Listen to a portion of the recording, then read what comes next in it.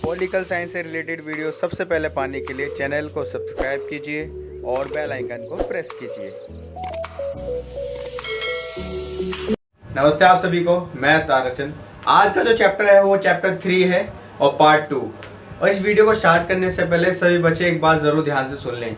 ये जो टॉपिक है यानी कि आज की जो वीडियो है बहुत ही ज़्यादा इम्पोर्टेंट है, क्योंकि इनसे रिलेटेड एग्जाम में 100% क्वेश्चन आएगा। 100%, चाहे आपका SA1 हो, चाहे SA2 हो, जो क्लास टेस्ट, प्री बोर्ड, चाहे बोर्ड एग्जाम्स क्यों ना हो, 100% ये क्वेश्चंस रिपीट होते हैं। ये डायग्राम में भी ये क्वेश्चन पूछा जाता है। तो प्लीज़ वीडियो को गलती से भी स्किप मत करना और वीडियो को पूरी देखना, ठीक है। चलो अब स्टार्ट करते हैं।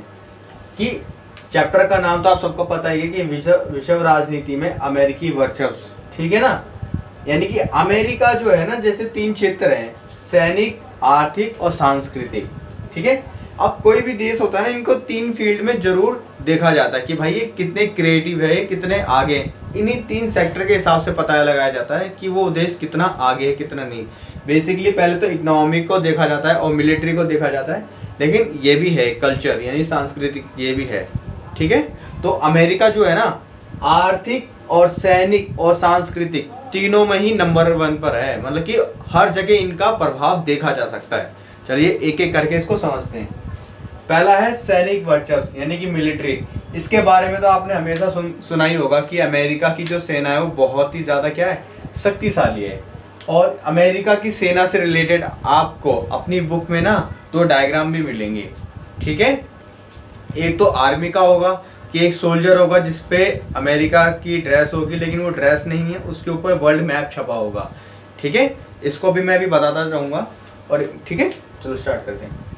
कि अमेरिका वार्षिक रक्षा बजट, जो अमेरिका का जो वार्षिक रक्षा बजट है ना, जैसे हम हर देश अपनी आर्मी का एक रक्षा बजट बनाते हैं, उसी तरीके से अमेरिका का जो रक्षा बजट है वो 455.9 अरब डॉलर है, जो विश्व के यानी कि दुनिया के 12 सबसे शक्तिशाली देशों का कुल रक्षा बजट यानी कि 449.5 अरब डॉलर से क्या है, ज़्यादा है। जैसा कि आपको भी यहाँ पर स्क्रीन पे दिख रहा होगा, आपके NCERT में भी ये चित्र है, तो उसको ज़रूर देखना कि एक तरफ अमेरिका है और एक तरफ 12 सबसे शक्तिशाली देश हैं जिनके रक्षा बजट को बताया गया है कि वो कितना कितना पैसा अपनी आर्मी पे खर्च करते हैं, ठीक है। यानी कि एक तरफ जो 12 देश जो है टोटल अपनी आर्मी पे जितना खर्च करते हैं, ठीक है, उनका टोटल अमेरिका अकेले उनसे ज़्यादा इन्वेस्ट करता है अपनी मिलिट्री पर।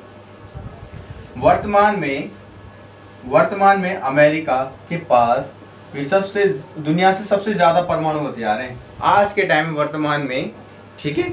आज के टाइम में अमेरिका के पास इतने एटॉमिक वेपन्स हैं यानी कि परमाणु हथियार हैं जो दुनिया में किसी देश के पास इतने नहीं हैं, ठीक है। ये विश्व के सभी यानी कि दुनिया के सभी समुद्रों पर अमेरिका की सेना तैनात है। जितने भी महासागर हैं, हिंद महासागर, प्रशांत महासागर, उन सभी समुद्रों पर भी अमेरिका की जो सेना है यानी जो मिलिट्री है वो तैनात है, ठीक है। आज के टाइम पे आप देख भी रहे होगे, न्यूज़ आ रही हो कि अमेरिका ने अपनी जंगी भेड़े चाइना की तरफ भेज दिए या वहाँ पे कब्जा कर लिया उनके जहाज रोके, ठीक है। संयुक्त राष्ट्र संघ यानी कि UNO, ठीक है, इसके बारे में आप अंतर्राष्ट्रीय संगठन में भी पढ़ोगे, बहुत मेन रोल निभाता है। संयुक्त राष्ट्र संघ यानी कि UNO, जिसकी स्थापना 1945 में करी गई थी 24 अक्टूबर को। निर्माण प्रभावित यानी कि जो इनके निर्णय होते हैं ना UNO के, संयुक्त राष्ट्र संघ यानी UNO के निर्णय को अमेरिका क्या करता है, प्रभावित करने की क्षमता रखता है। कि इसके अंदर जो 5 सबसे शक्तिशाली देश है दुनिया की, उन सब के निर्णय को भी ये प्रभावित कर देता है, वीटो पावर यूज कर देता है, ठीक है। यानी कि अकेले UNO को टक्कर देने की भी अमेरिका क्षमता रखता है। सैन्य अनुसंधान यानी कि रिसर्च, कि अमेरिका की जो रिसर्च है ना वेपन्स को लेके, वो बहुत आगे है। सबसे ज़्यादा इन्होंने जो वेपन्स है वो बहुत ज़्यादा एडवांस हैं। खुद देख लो, बहुत सारे देश हैं, दो इसका अपनी ही देख लो, हम भारत लोग खुद रशिया से कभी कभी वेपन्स खरीदते हैं। अब देखो, कोई भी देश होगा अपने हथियार क्यों बेचेगा, वो कोई भी देश अपने हथियार जब बिकेगा जब उसके पास कोई एडवांस वेपन है उसके पास, तभी तो वो अपने जो वेपन्स पुराने हो गए तभी तो वो सेल करेगा। अब इतनी बड़ी चीज़ को छोटे से एग्जांपल से समझो कि आज हम सब जैसे कि लेटेस्ट फ़ोन चलाते हैं, ठीक है, आप सभी के पास होगा, स्मार्टफोन होगा, लेकिन जो फ़ोन्स अब आपके लिए पुराने हो गए, जैसे आपको 8 GB 6 GB नहीं चाहिए रैम, इससे ज़्यादा मतलब कि आपके पास 8 GB 6 GB सब रैम फ़ोन मांगते ही हैं, अच्छी कैमरा क्वालिटी, अच्छी टच स्क्रीन मांगते हैं, ये सब आपने यूज़ कर लिया, ठीक है। अब अपने गांव साइड जाओगे तो आज भी वहाँ पर बहुत सारे लोग क्या करते हैं, कीपैड का यूज़ करते हैं। जब उनके पास ये ऐसे टच मोबाइल्स वगैरह आते हैं तो वो क्या होते हैं, वो पिछड़े, यानी कि वो आपके मुकाबले एडवांस बिल्कुल नहीं है, ठीक है। और आपके लिए ये प्रोडक्ट क्या हो गया, पुराना हो गया है। अब वो प्रोडक्ट कहाँ जा रहा है, विलेज एरिया में जा रहा है, तो उनके लिए तो वो चीज़ें नहीं है, ठीक है। जब आपके पास नया प्रोडक्ट आएगा वो पुराना हो जाएगा तो वो विलेज में जाएगा, समझ रहे हो। इसी तरीके से जो कंट्री है वो क्या करती है, कि उनके वेपन्स पुराने हो जाते हैं तो वो उनको सेल कर देती हैं, क्योंकि अब उनके पास एक अपडेट वर्जन हैगा। अब आता है विश्व स्तर पर नाटो का प्रभाव। जैसा कि आपको स्क्रीन पे दिख रहा होगा, एक थंब का निशान होगा ऐसे करके, थंब का, यानी कि इसका मतलब है कि अमेरिका के अंगूठे के नीचे, यानी कि जो अमेरिका की जो मिलिट्री है उसने पूरे दुनिया को अपने अंगूठे के तले दबा रखा है, यानी कि जो उनकी मिलिट्री का प्रभाव है पूरे वर्ल्ड पर है, ठीक है। विश्व स्तर पर नाटो का प्रभाव, ठीक है। आज के टाइम में वर्तमान में नाटो में 30 देश शामिल हैं ऑलमोस्ट, वो भी शक्तिशाली देश हैं, ठीक है। जो इनका इन्फ्लुएंस, यानी जो नाटो का जो इन्फ्लुएंस है, अमेरिका की जो मिलिट्री पावर है वो बहुत ज़्यादा है, ठीक है। अब आता है आर्थिक वर्चस्व। आई होप आपको ये समझ आया होगा। किसी को कोई डाउट हो जाए तो प्लीज़ कमेंट्स कर देना। अब आता है आर्थिक वर्चस्व। विश्व की आर्थिक बड़ी, यानी कि विश्व की अधिकतर बड़ी कंपनियों के मुख्यालय, यानी जो दुनिया की सबसे बड़ी कंपनियां हैं उनके जो हेडक्वार्टर्स हैं वो कहाँ पर है, वो अमेरिका में। फॉर एग्जांपल आप ले सकते हो एप्पल का तो सभी ने नाम सुना ही होगा, आईफोन, उसका जो हेडक्वार्टर है वो अमेरिका में है, ठीक है। सकल घरेलू उत्पाद यानी कि जीडीपी, ठीक है, अन्य सभी देशों से ज़्यादा है। खुद देखो, हमारे यहाँ 1 रुपये की कीमत 1 रुपये मान है ना, और अमेरिका में कोई वहाँ पर $1 कमाता है और उनकी $1 की कीमत यहाँ पर 70 रुपये है ऑलमोस्ट। तो आप समझ सकते हो वहाँ का एक आदमी भारत के मुकाबले ज़्यादा कमाता है, ठीक है। यानी पर कैपिटल इनकम, यानी जीडीपी, सकल घरेलू उत्पाद, पर कैपिटल इनकम नहीं सॉरी, जो जीडीपी है वो क्या है, हमारे देश से काफ़ी ज़्यादा है, ठीक है। यानी कि वो सेल ज़्यादा करते हैं, ठीक है। अमेरिका करेंसी यानी कि जो डॉलर है पूरे विश्व में अहम भूमिका निभाता है, क्योंकि आप सब जानते हैं डॉलर, ठीक है, जितने भी बड़े बड़े व्यापार होते हैं वो डॉलर के माध्यम से ही करे जाते हैं, ठीक है। अब अमेरिका के बहुत सारे जो व्यापार है हमारे रुपए, क्या हम रुपए की करेंसी के द्वारा अमेरिका के साथ व्यापार कर सकते हैं? बिल्कुल नहीं कर सकते। हमें अपनी करेंसी को पहले डॉलर में क्या करना पड़ेगा, चेंज करना पड़ेगा, तब जाके हम व्यापार कर पाएंगे। अमेरिका ही नहीं, और भी बहुत सारे देश हैं जो डॉलर में ही आयात निर्यात यानी कि व्यापार करते हैं। अब आता है इंटरनेट पर अमेरिका का नियंत्रण है, जिससे विश्व यानी कि दुनिया अर्थव्यवस्था पर अमेरिका का नियंत्रण बना रहता है। अब इंटरनेट जैसे कि गूगल, यूट्यूब है, इसका जो निर्माण है वो अमेरिका ने करा था इंटरनेट का। ऑब्वियसली बात है भाई, जिसने निर्माण करा है तो उसका कंट्रोल भी है, तो वो इंटरनेट को अपने तरीके से भी इस्तेमाल कर सकता है, ठीक है। अर्थव्यवस्था के सभी क्षेत्रों में अमेरिका की कंपनियों को भूमिका महत्वपूर्ण है तथा विश्व का सबसे बड़ा शेयर बाजार अमेरिका में स्थित है, ठीक है। कि इकोनॉमिक्स में चाहे कैसा भी एरिया हो, चाहे मैन्युफैक्चरिंग हो, चाहे सर्विस प्रोवाइड करना हो, अमेरिका की जो कंपनियां हैं वो हर फील्ड में है, ठीक है। और तो सबसे बड़ा जो शेयर बाजार है, शेयर मार्केट, आप हमेशा अपने न्यूज़ पे देखते होगे शेयर मार्केट गिर गया, शेयर मार्केट गिर गया, वो सभी देशों से जो उसका हेडक्वार्टर है, सबसे बड़ा शेयर बाजार जो है वो अमेरिका में है। अब है भाई सांस्कृतिक, इसके बारे में तो हम सभी जानते हैं, आपने अपनी डेली लाइफ में इसको महसूस भी करा होगा। चलो हम बताते भी हैं, ठीक है, समझते हैं इसको।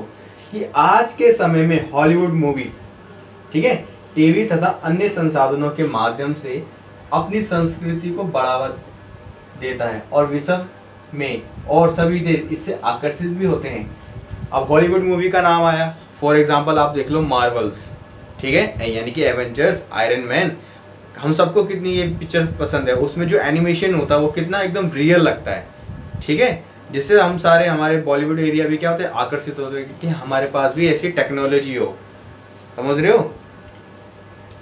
समझ तो आ ही गया होगा, ठीक है। मार्वल्स पिक्चर से यानी हॉलीवुड जो उसमें एनिमेशन दिखाया जाता है वो कितना रियल दिखता है, यानी कितना एडवांस है। यानी कि जो मूवीज़ वहाँ की बनाई जाती है बहुत ही क्रिएटिव तरीके से बनाई जाती है, ठीक है। जो अन्य देश के लोग भी क्या होते हैं, प्रभावित होते हैं। आज के समय में लोग अमेरिका के रहन सहन और खान पान यानी कि मॉडर्न लाइफ को आधुनिक समझते हैं। खुद देखो आज के टाइम में लोग क्या करते हैं भाई, मैकडोनल्ड्स चले जाएं या KFC चले जाएं, ठीक है। ये सब कहाँ की कंपनियां, अमेरिका की हैं। मैकडोनल्ड्स हो गए, ठीक है, KFC हो गया। वो बंदे खाएंगे, बाद में पहले फ़ोटो खींचेंगे और स्टेटस पे लगाएंगे, ठीक है। समझ रहे हो? कह रहे ये हम नहीं खा रहे बर्गर, ये टमाटर प्याज हमें नहीं खाना, ये जो नॉर्मल या सो हम खाएंगे मैकडी में। और उसकी खाने से पहले उसकी फ़ोटो खींची जाती है, फिर उसको स्टेटस पे लगाया जाता है, ठीक है। यानी कि जब ये सब एक्टिविटी लोग करते हैं तो उनको क्या लगता है कि हम मॉडर्न लाइफ जी रहे हैं। इससे भी अमेरिकी संस्कृति विश्व में स्थापित होता है। यानी कि वहाँ के जो खान पान है ना वो हमें आकर्षित करता है कि चलो हम भी एक बार इस लाइफ को जी के देखते हैं। तो जो हमारे घर का जो शुद्ध खाना होता है उसको हम नहीं खाते, ये सब खाते पहले, ठीक है। कोई बाबा सबकी अपनी मर्जी है, जो मर्जी करे, कोई गलत नहीं इसमें। अमेरिकी बस बात ये है कि हम थोड़ा आकर्षित होते हैं, हम अपने फूड को थोड़ा सा इग्नोर कर देते हैं, ये है। अमेरिकी संस्कृति काफ़ी अधिक लुभावनी है। यानी कि जो उनकी संस्कृति होती है ना बहुत ज़्यादा लुभावनी है, बहुत ही ज़्यादा आकर्षित करती है। इसके बढ़ते हुए प्रभाव के कारण भारत जैसी तीसरी दुनिया के देशों की संस्कृति के लिए खतरा पैदा हो गया है ना। क्योंकि भाई देखो, अगर अमेरिकी कल्चर को देखो और इंडियन कल्चर को देखो, बहुत ज़मीन आसमान का आपको अंतर पता लग जाएगा। और आपको इस लाइन से समझ भी आ गया होगा, आई होप, ठीक है। आज के समय में बहुत सारे शिक्षित युवा जो यंगस्टर हैं, जो एजुकेटेड हैं, सभी वर्ग अमेरिका में जाकर पढ़ना चाहते हैं और बसना चाहते हैं, ठीक है। क्योंकि उन्हें अपना भविष्य ज़्यादा उज्जवल नज़र आता है। कि आज के टाइम में जो ज़्यादातर यंगस्टर हैं, एजुकेटेड हैं, उन्हें लगता है कि हम फॉरेन जाएं, यानी कि विदेशों में जाएं, वहाँ पे पढ़ाई करें और वहीं पर हम बस जाएं, क्योंकि उन्हें अपना भविष्य वहाँ पे ज़्यादा सिक्योर, ज़्यादा सेफ लगता है, ठीक है। ओके, जैसे कि एग्जांपल, अब जैसे अब कोविड-19 तो चल गया, शायद ही अब कोई फॉरेनर जाए, लेकिन भाई एजुकेशन है। हमारे खुद देश में देखो एजुकेशन सिस्टम थोड़ा कैसा है, बहुत पुरानी चीज़ें पढ़ाई जाती हैं। मेरा ओपिनियन है कि भाई सभी को हमेशा अपडेट रखना चाहिए, हमारे सिलेबस में थोड़ा बहुत चेंजेस करना चाहिए। जो करंटली चीज़ें उनको पढ़ाना ज़रूर चाहिए, है ना। पुरानी चीज़ें नहीं, वो अच्छी बात उनको पढ़ाया जाए, लेकिन जो डेली लाइफ में जो चीज़ें चल रही हैं उनको भी थोड़ा बहुत हमारे सिलेबस में ज़रूर डालना चाहिए। उनसे रिलेटेड प्रोजेक्ट हमें देने चाहिए ताकि हम उस पर प्रेजेंटेशन ये सब दे सकें। ओके, ये मेरा ओपिनियन था। चलो भाई, आज के समय में यानी कि जो एजुकेटेड पर्सन है वो समझते हैं कि भाई हम फॉरेनर विदेशों में जाएं, वहाँ पढ़ाई करें और वहीं बस जाएं, क्योंकि उन्हें अपना भविष्य वहाँ सिक्योर लगता है। लेकिन भारत में ज़्यादा सिक्योर वो ज़्यादा फील नहीं करते हैं। यानी कि वहाँ का जो एजुकेशन है, जो वहाँ की संस्कृति है, हमें ज़्यादा अट्रैक्ट करती है, जिससे हमारे देश के लिए क्या हो जाता है, खतरा हो जाता है, क्योंकि बहुत सारे जो लोग हैं वो वहाँ पे जाके बस जाएंगे, ठीक है। आई होप आपको ये तीनों फील्ड समझ आई होगी। प्लीज़ इसको वीडियो लाइक करें और सब्सक्राइब करें। किसी को कोई डाउट हो तो कमेंट ज़रूर कर देना। Thank you.